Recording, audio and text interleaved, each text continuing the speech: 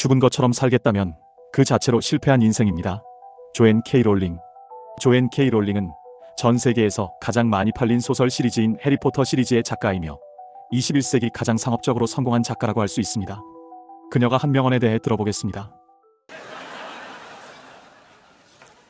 Actually, I have racked my mind and heart for what I ought to say to you today.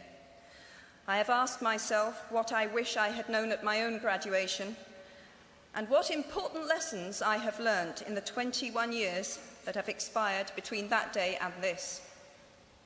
I have come up with two answers.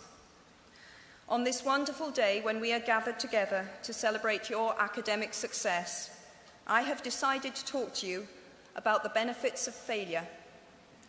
And as you stand on the threshold of what is sometimes called real life, I want to extol the crucial importance of imagination. Looking back at the 21-year-old that I was at graduation is a slightly uncomfortable experience for the 42-year-old that she has become. Half my lifetime ago, I was striking an uneasy balance between the ambition I had for myself and what those closest to me. Now, I would like to make it clear in parenthesis that I do not blame my parents for their point of view. There is an expiry date on blaming your parents for steering you in the wrong direction.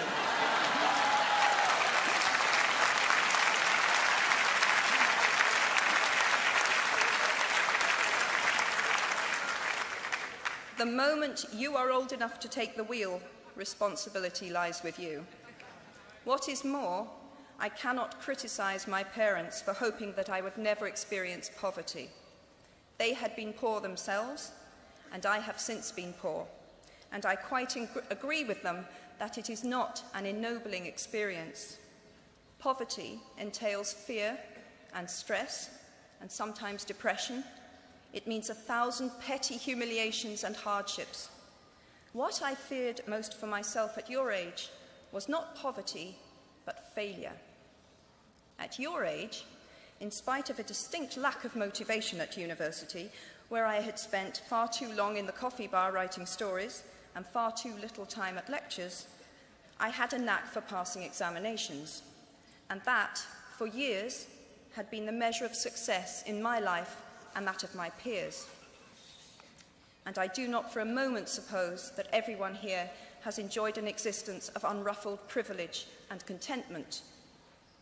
However, the fact that you are graduating from Harvard suggests that you are not very well acquainted with failure.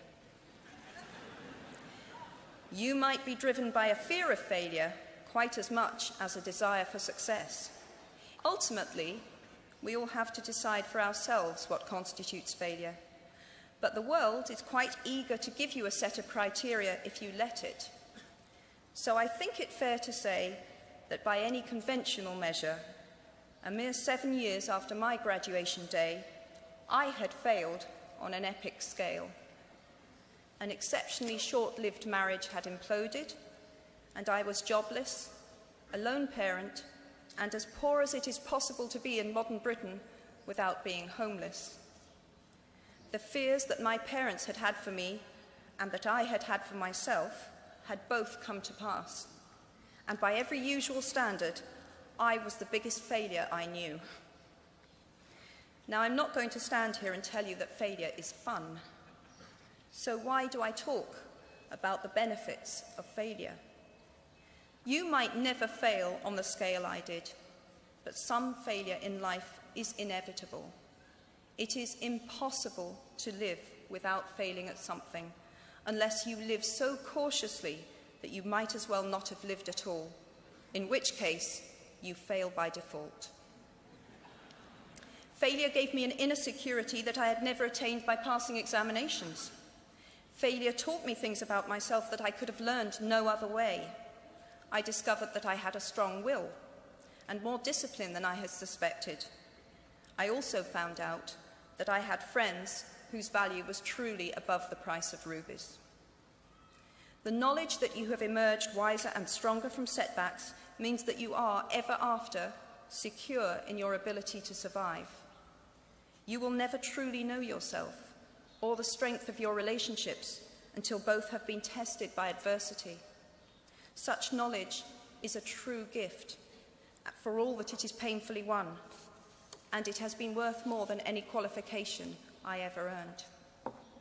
So given a time turner, I would tell my 21-year-old self that personal happiness lies in knowing that life is not a checklist of acquisition or achievement. Your qualifications, your CV, are not your life, though you will meet many people of my age and older who confuse the two. Life is difficult and complicated and beyond anyone's total control, and the humility to know that will enable you to survive its vicissitudes. Now, you might think that I chose my second theme, the importance of imagination, because of the part it played in rebuilding my life, but that is not wholly. I have learnt to value imagination in a much broader sense. Imagination is not only the uniquely human capacity to envision that which is not, and therefore the fount of all invention and innovation. In its arguably most transformative and revelatory capacity, it is the power that enables us to empathise with humans whose experiences we have never shared. One of the greatest formative experiences of my life preceded Harry Potter, though it informed much of what I subsequently wrote in those books. Of course, this is a power, like my brand of fictional magic, that is morally neutral. One might use such an ability to manipulate or control, just as much as to understand or sympathise.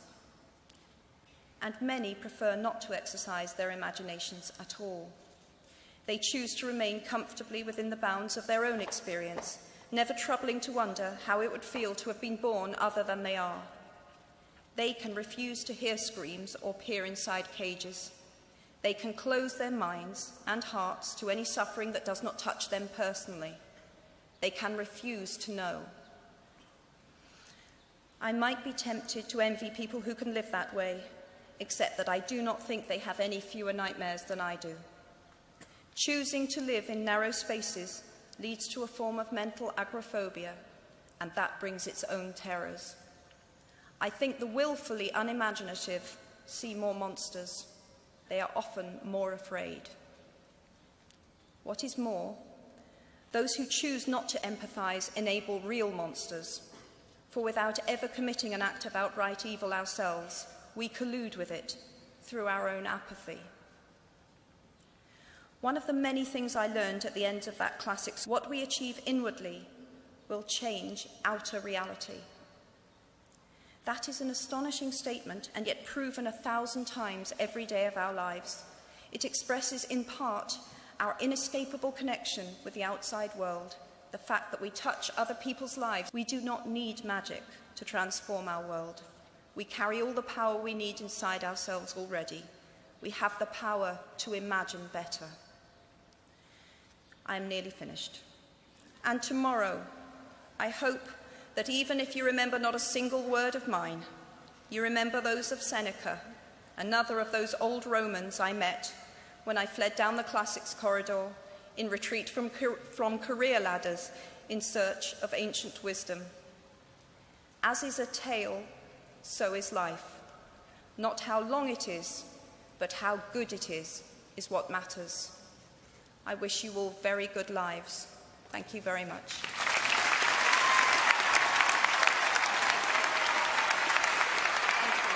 시청해주셔서 감사합니다. 구독, 좋아요, 알림 설정 부탁드려요. 사랑합니다.